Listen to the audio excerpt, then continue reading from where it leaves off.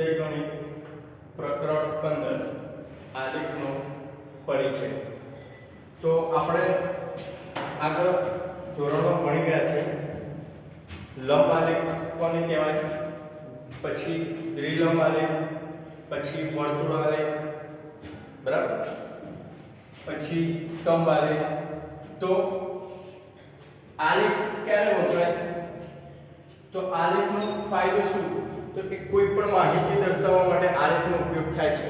આપણે cricket match જોતા હોઈએ ત્યારે આનો ખાસ યુઝ થતો હોય છે, બરાબર। ટીવીમાં અલગ અલગ પ્લેયર કેટલા રન બનાવ્યા છે, બરાબર, અહીંયા રન આપ્યા હોય, અહીંયા અલગ અલગ પ્લેયરના નામ આપ્યા હોય અને એને સ્તંભ લંબ આલેખ દ્વારા દર્શાવ્યા હોય। તો આપણને આલેખ દ્વારા માહિતી થોડી રચનાત્મક લાગે। સિમ્પલ આંકડા આપ્યા હોય એના કરતા આલેખ દ્વારા દર્શાવ્યું હોય તો આપણને ઝડપથી યાદ રહી જાય, બરાબર। જોયેલી વસ્તુ આપણને ઝડપથી યાદ રહી જાય છે। એટલા માટે કોઈ પણ માહિતીને આલેખ સ્વરૂપે તમે દર્શાવો તો એ ઝડપથી યાદ રહેશે, બરાબર। તો આલેખમાં આડી અક્ષ હોય એને x કહેવાય, ઊભી અક્ષ હોય એને y કહેવાશે, બરાબર। પછી x અક્ષ પર સ્વતંત્ર રાશિ અને y અક્ષ પર પરતંત્ર રાશિ આવે છે। સ્વતંત્ર એટલે શું, તો એ ફિક્સ હોય, બરાબર, અને પરતંત્ર એટલે એના માપ હોય એ ક્રમશઃ બદલાતા રહેતા હોય। એક્ઝામ્પલ તરીકે ધોની છે, પછી વિરાટ, પછી રોહિત, અલગ અલગ ત્રણ ક્રિકેટના પ્લેયર છે તો એને શું કહેવાય, સ્વતંત્ર રાશિ। કેમ, તો કે આ લોકોના નામ આપણે બદલી ના શકીએ, બરાબર, પણ એ લોકોએ બનાવેલા રન આપણે જોઈએ તો દરેક આલેખમાં અલગ અલગ રન હોઈ શકે। ધારો કે અહીંયા હું લખું 10 20 30 40 50 60, તો ધોનીએ 40 રન બનાવ્યા, વિરાટે 50 બનાવ્યા અને રોહિત શર્માએ 20 રન બનાવ્યા, બરાબર। તો જો બીજો આલેખ દોરીશું તો એમાં પણ ધોની, વિરાટ અને રોહિત સેમ જ રહેશે, પણ એમણે બીજી મેચમાં બનાવેલા રન કેવા હશે તો ડિફરન્ટ હોઈ શકે, બરાબર। એટલે આ શું છે, પરતંત્ર રાશિ, એ બીજા પર ડિપેન્ડ કરે છે, જ્યારે આ પોતાના પર ડિપેન્ડ કરે છે। આ નામ સેમ ટુ સેમ રહેશે, બરાબર। તો આ કહેવાય લંબ આલેખ। x અક્ષ આવશે, y અક્ષ આવશે, અહીંયા આવે પ્રમાણમાં 1 સેન્ટીમીટર। હવે જો આલેખ પેપરમાં દર્શાવવાના આવે છે, બરાબર, જે તમે જોયેલો છે, 8મા ધોરણમાં આવ્યું હશે, બરાબર, 7મા ધોરણમાં પણ આલેખ આયા હશે, એમાં તમે કદાચ જોયા હોય આલેખ। તો એમાં 1 સેન્ટીમીટરના બોક્સ આવતા હોય છે। તો આ શું છે, y અક્ષ પર પ્રમાણમાપ આવે, પ્રમાણમાપ તો 1 સેન્ટીમીટર બરાબર અહીંયા શું છે 10 20 30 40, એટલે કે 10 અને શું છે એ રન, તો 1 સેન્ટીમીટર બરાબર 10 રન થશે, બરાબર। તો આ રીતે લંબ આલેખ આવે। હવે આ તો થયું લંબ આલેખ, પછી આવે દ્વિલંબ આલેખ। તો એમાં પણ સેમ આ જ રીતે આવશે, પણ એમાં કોઈ બે અલગ અલગ કંપની હોય, કોઈ અલગ અલગ ટીમ હોય, મતલબ તફાવત દર્શાવવા માટે, એટલે કે બે આલેખ આવે, જોઈન્ટ હોય, આ રીતે દ્વિલંબ આલેખ આવે।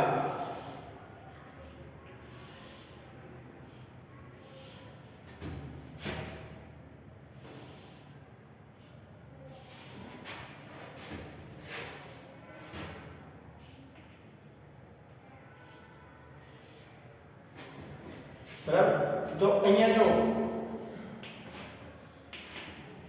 2 2 2, બરાબર, દરેકમાં 2 2 સ્તંભ આવેલા છે, તો એને શું કહેવાય, દ્વિલંબ આલેખ, બરાબર।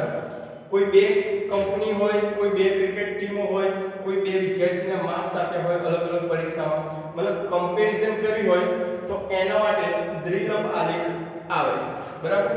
અને એનો આકાર આ રીતે આવે, બે બે સ્તંભ આવે, આ રીતે અલગ પાડી શકાય। તો આને કહેવાય દ્વિલંબ આલેખ.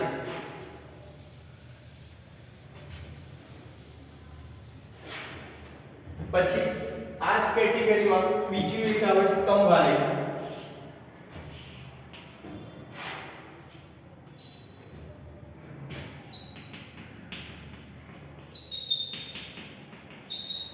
સ્તંભ આલેખ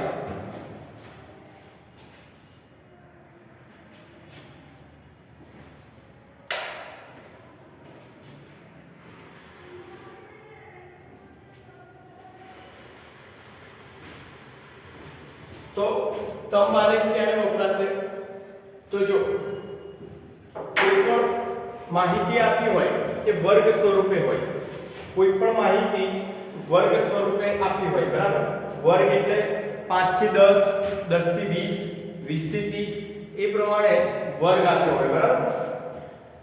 ધારો કે અહીંયા લઈએ વર્ગ બરાબર વર્ગ, તો કે 0 થી 5, 5 થી 10, 10 થી 20, 10 થી 15, 15 થી 20, બરાબર? અને રન આપ્યા હોય તો કે 5, 17, 28, 25 આ રીતે આપી હોય માહિતી.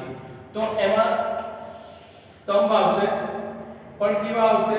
જોઈન્ટ આવશે. અહીંયા આવશે વર્ગ 0 થી 5, 5 થી 10, 10 થી 15, 15 થી 20, બરાબર? આ રીતે સ્તંભ આવશે. ઉપરની માહિતી છે વર્ગવાળી એ x અક્ષ પર આવશે, અને આ જે રન આપ્યા છે તો રન આવશે y અક્ષ પર. તો જો પહેલામાં છે 0 થી 5 વર્ગ માટે કેટલા છે? 5 રન.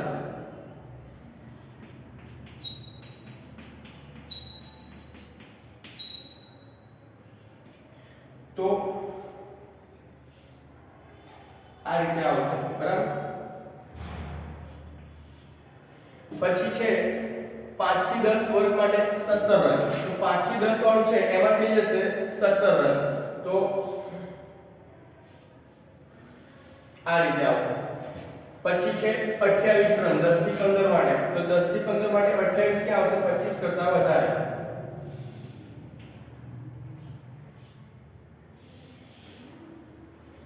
પછી 15 થી 20 રન, તો એ આવશે 25 રન.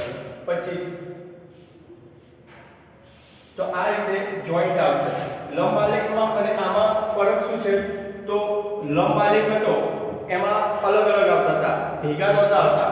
જ્યારે અહીંયા દરેક સ્તંભ કેવા આવશે? ભેગા આવશે. કારણ કે અહીંયા વર્ગ છે, 5 પતે છે, પછી અહીંયા 5 થી ચાલુ થાય છે, 10 પતે છે, પછી 10 થી ચાલુ થાય છે, 15 પતે છે, 15 20 ચાલુ થાય છે, બરાબર? તો આ છે સ્તંભ આલેખ.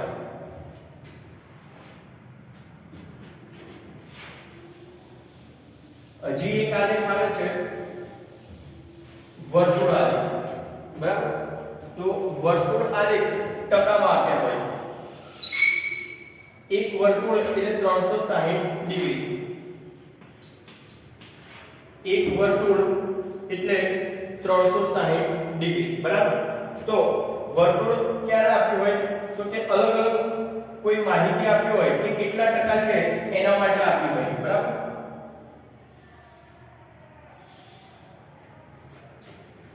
ધારો કે કોઈ વિદ્યાર્થી છે એની માહિતી આપી છે આપણને કે આખા દિવસ દરમિયાન એ કેટલી પ્રવૃત્તિ કરે છે, બરાબર?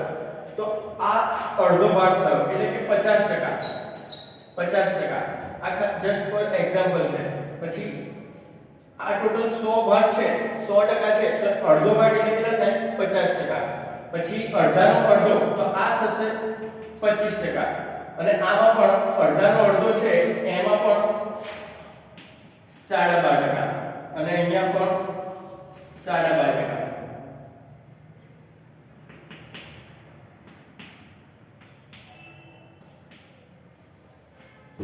બરાબર? 12.5%. તો આ કોઈ વિદ્યાર્થી હોય એ દિવસ દરમિયાન કેટલી પ્રવૃત્તિ કરે છે? ધારો કે 50% તો એ સુવામાં સમય પસાર કરતો હોય, 25% તો એ સ્કૂલમાં પસાર કરતો હોય, 12% તો એ વાંચનમાં ને એમાં રમતમાં પસાર કરતો હોય, અને 12.5% જેવું બીજી કોઈ એક્સ્ટ્રા પ્રવૃત્તિ કે બીજું મિક્સ બધું અલગ અલગ કામ, બરાબર. તો આ રીતે વર્તુળ આલેખ પણ દર્શાવી શકાય છે, બરાબર. પછી હવે આ તો થઈ આલેખની બેઝિક માહિતી જે અત્યાર સુધી તમે ભણી ગયા છો, ગમે ત્યાં થોડીક થોડીક આવતું હોય, બરાબર. હવે આગળ આવશે તમારે એની રેખીય આલેખ, બરાબર. રેખીય આલેખ તો એમાં પણ આ જ રીતે આલેખ આવશે x અક્ષ અને y અક્ષ.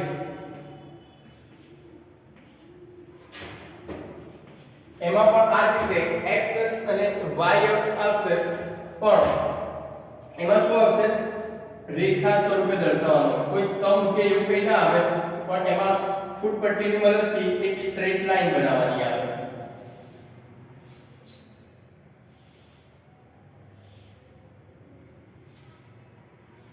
બરાબર. તો આ રીતે રેખીય આલેખ થશે. કોઈ પણ માહિતી આપી હોય એમાં આ રીતે દર્શાવવાનો થશે, જે આપણે અત્યારે શીખીશું. તો સ્વાધ્યાય 15.1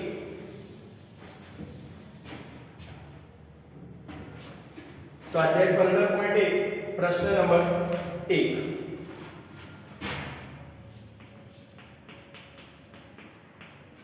તો જો એમાં આલેખ આપ્યો છે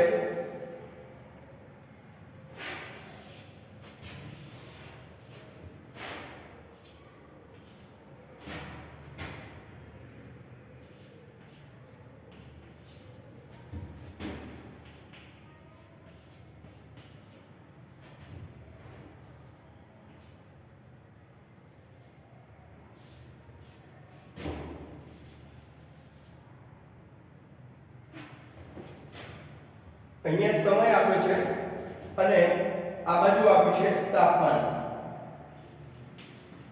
જો તમને બુકમાં આલેખ આપેલો છે, બરાબર, એટલે બુકમાંથી તમારે દોરી કાઢવાનો.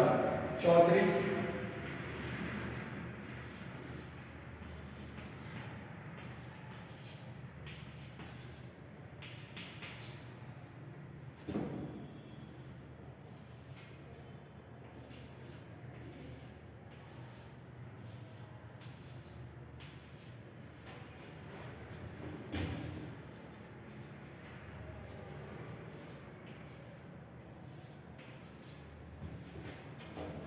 તો આ રીતે આલેખ આપ્યો છે. પહેલું છે 9 am, 9 am એ 35 અને 36 વચ્ચે છે. પછી 10 am એ 36 ઉપર છે. જો તમારે ફૂટપટ્ટીની મદદથી વ્યવસ્થિત દોરવાનું છે, બરાબર. અહીંયા કદાચ મારે આડી અવળી થોડી લાઈન થઈ જાય. 11 am છે ત્યારે 39 ઉપર છે. 12 પર 38 અને 39 વચ્ચે. 1 વાગે 36 અને 37 વચ્ચે છે.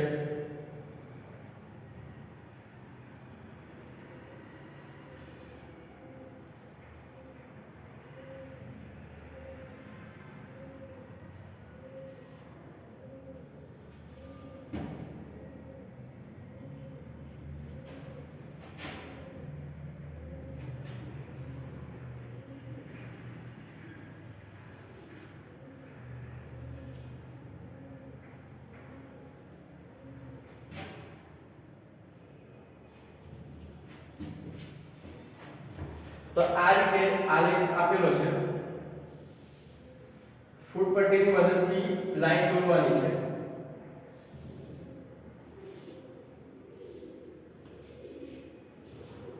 અને તમને નીચે પ્રશ્નો આપેલા છે, એના જવાબ આપવાના છે આલેખ પરથી.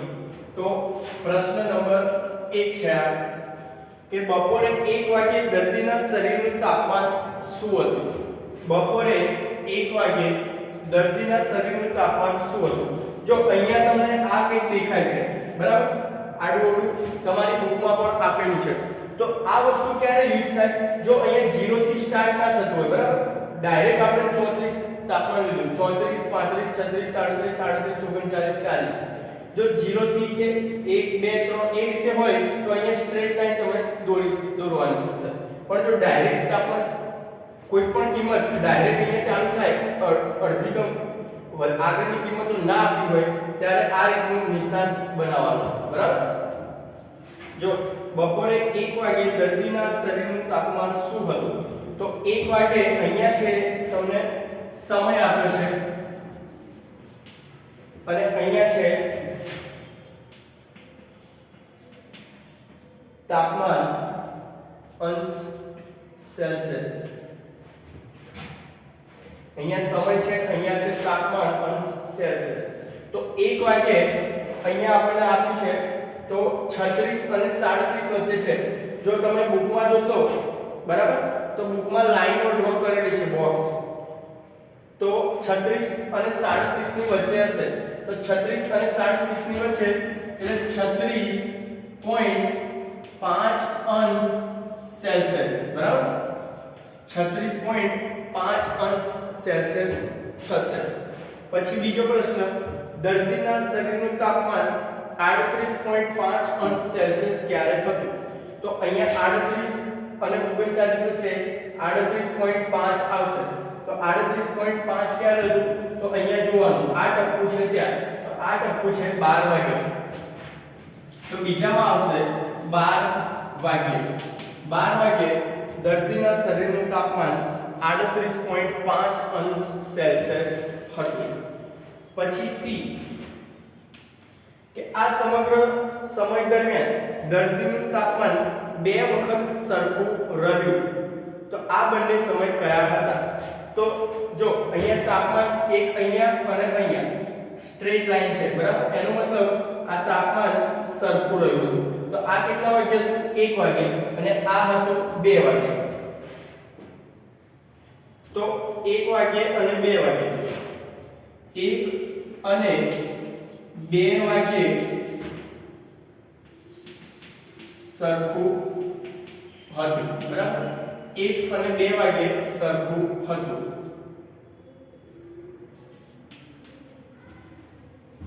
ડી કે બપોરના 1:30 વાગે દર્દીનું તાપમાન શું હતું આ તારણ પર તમે કઈ રીતે પહોંચ્યા હવે જો 1 અને 2 ની વચ્ચે કેટલું હતું તાપમાન એક સરખું જ હતું તો 1 પછી 1:30 આવશે તો અહીંયા કેટલું છે 37 બરાબર 1:30 વાગે 36 અને 37 વચ્ચે છે તો 36.5 આવશે તો 36.5 અંશ સેલ્સિયસ હતું તો કારણ આપવાનું કારણ કે 1 થી 2 ની વચ્ચે તાપમાન સરખું છે બરાબર 1 થી 2 ની વચ્ચે તાપમાન કેવું છે સરખું છે છેલ્લો ઈ સમયના કયા ગાળામાં દર્દીનું તાપમાન વધી રહ્યાનું જણાય છે તો જો વધી રહ્યું હોય તો અહીંયા 9 વાગ્યાથી 10 વાગ્યા સુધીમાં એટલે આ રેખા છે ઉપર જાય છે તો એનો મતલબ 9 થી 10 વાગ્યા 9 થી 10 વાગ્યે પછી બીજું છે તો 10 થી 11 ના ગાળામાં પણ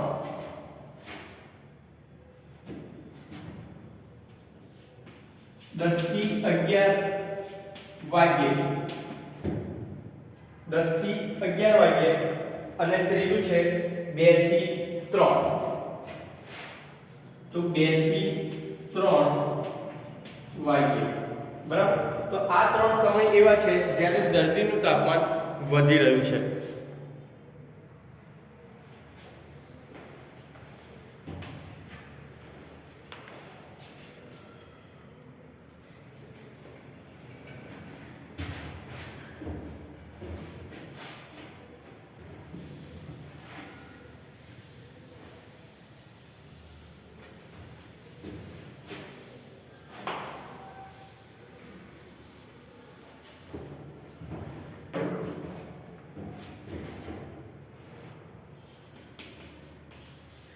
પ્રશ્ન નંબર 2 તો એમાં તમારે ટેક્સ્ટ બુક ની અંદર ધ્યાન આપવાનું છે અને આલેખ જોઈને જવાબ આપવાના છે પ્રશ્ન નંબર 2, નીચે આપેલા રેખીય આલેખમાં એક ઉત્પાદક કંપનીએ જુદા જુદા વર્ષમાં કરેલ વેચાણ દર્શાવેલ છે. તે પરથી નીચેના પ્રશ્નોના જવાબ લખો. એમાં A આપ્યો છે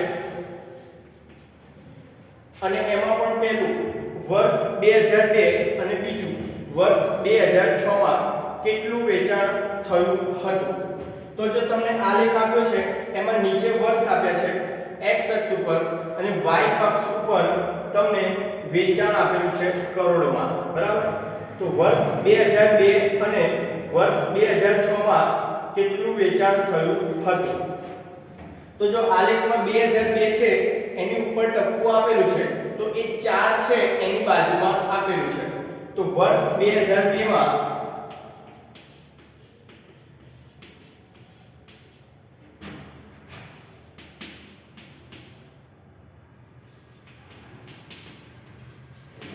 4 કરોડનું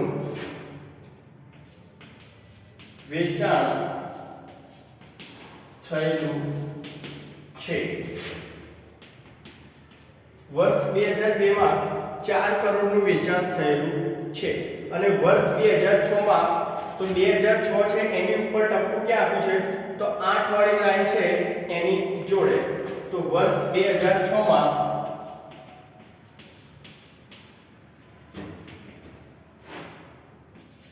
8 કરોડનું વેચાણ થયેલું છે.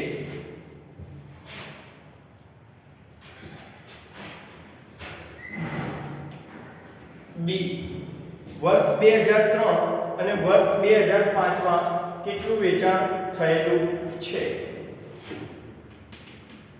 તો વર્ષ 2003 માં 2003 છે એની ઉપર ટપકું આપેલું છે અને y અક્ષ પર 6 અને 8 ની વચ્ચે છે. તો વર્ષ 2003 માં 7 કરોડનું વેચાણ થયેલું છે. પછી વર્ષ 2005 માં કેટલું વેચાણ થયું છે તો 2005 છે એમાં ટપકું આપ્યું છે 10 વાળી લાઈન ની ઉપર. તો વર્ષ 2005 માં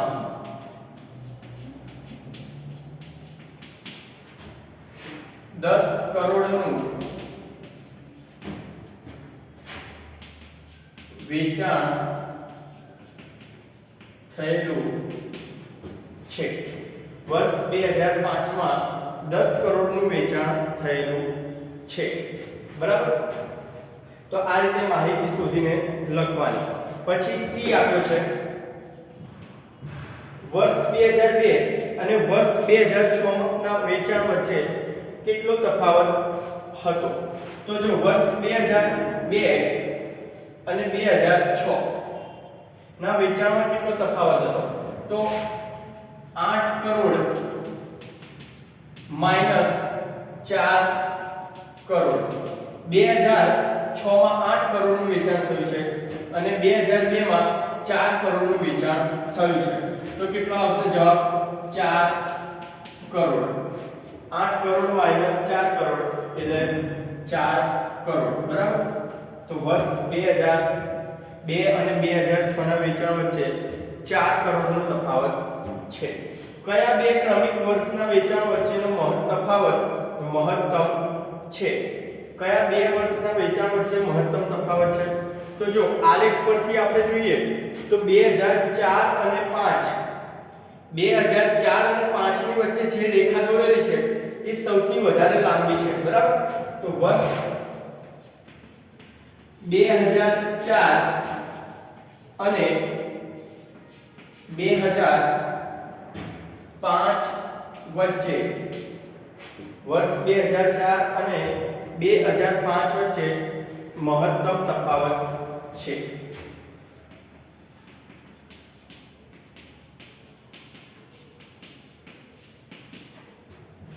વર્ષ 2004 અને વર્ષ 2005 વચ્ચે મહત્તમ તફાવત છે.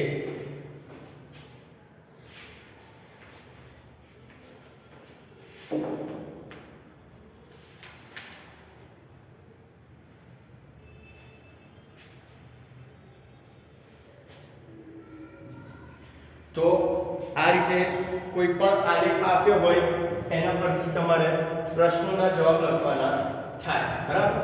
તો આજે આટલે સુધી રાખીએ છીએ અને દરેક જણાએ આલેખ અત્યારે બને ત્યાં સુધી પેન્સિલ વડે નોટબુકમાં જ આપણે દોરવાનો. બરાબર? આલેખ પેપરનો અત્યારે યુઝ કરવાનો નથી.